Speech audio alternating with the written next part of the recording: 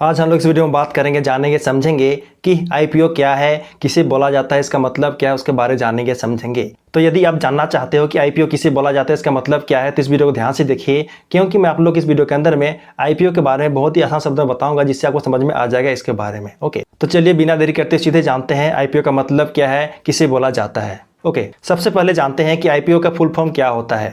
तो देखिए, आईपीओ का फुल फॉर्म होता है इनिशियल पब्लिक ऑफरिंग, या फिर बोल सकते हो इनिशियल पब्लिक ऑफर। ओके, तो ये तो पता चला ना कि आईपीओ का फुल फॉर्म क्या होता है। आईपीओ का फुल फॉर्म होता है इनिशियल पब्लिक ऑफरिंग। ओके, इतना समझ में आया? इतना समझ में आया तो चलिए जानते हैं अब कि आईपीओ किसे बोला जाता है, यानी कि इनिशियल पब्लिक ऑफरिंग किसे बोला जाता है, उसके बारे में जानते हैं। तो देखिए, जब कोई कंपनी अपनी शेयर्स पहली बार पब्लिक को ऑफर करती है तो उसे ही आईपीओ बोला जाता है। या फिर आसान शब्दों में बोल सकते हो कि आईपीओ किसी भी कंपनी के शेयर्स की पहली सार्वजनिक बिक्री होता है। तो इतना समझ में आया ना कि किसे बोला जाता है आईपीओ। तो यहाँ पे देखिए, आईपीओ खरीदने वाले लोगों को कंपनी में हिस्सेदारी मिल जाती है। आईपीओ केवल 3 से 10 दिन तक खुला रहता है, उसके बाद क्लोज हो जाता है।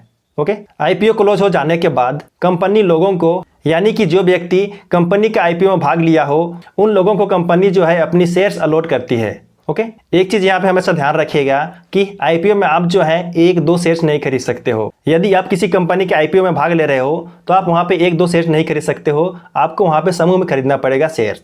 यानी कि आपको वहां पे लोट में, यानी कि समूह में खरीदना पड़ता है। आप वहां पे 1-2 शेयर्स नहीं खरीद सकते हो। यहाँ पे देखिए, लोट और समूह का मतलब यहाँ पे ये है कि एक समूह है शेयर्स का, जिसे लोट बोला जाता है, समूह बोला जाता है। ओके, तो आप यहाँ पे आईपीओ में लोट के हिसाब से शेयर्स खरीद सकते हो किसी भी कंपनी का आईपीओ में। ओके, इसमें देखिए मिनिमम फिक्स रहता है कि एक लोट में, एक समूह में कंपनी का कितना शेयर अवेलेबल होगा, ये फिक्स रहता है। ओके, तो आप यहाँ पे 1 लोट, 2 लोट इस प्रकार से खरीद सकते हो।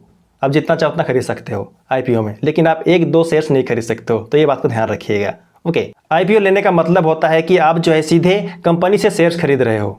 ओके, आईपीओ को प्राइमरी मार्केट कहते हैं। आईपीओ लाने के बाद कंपनी सीधे स्टॉक मार्केट में लिस्ट हो जाती है, जहां पे कंपनी के शेयर का खरीद बिक्री होता है, जिसे सेकेंडरी मार्केट बोला जाता है। ओके, तो इतना समझ में आया ना कि आईपीओ किसे बोला जाता है, इसका मतलब क्या है। यदि समझ में आया तो बहुत अच्छी बात है। तो चलिए, वीडियो हेल्पफुल लगा हो और पसंद आया हो तो वीडियो को जरूर लाइक कर देना, और यदि आप नए हो मेरे चैनल में तो मेरे चैनल को जरूर सब्सक्राइब कर देना, क्योंकि मैं इसी तरह के हेल्पफुल वीडियो इस चैनल में लाते रहता हूँ। तो चलिए मिलते हैं किसी नए टॉपिक के साथ किसी नए वीडियो में, तब तक के लिए जय जय, बाय बाय।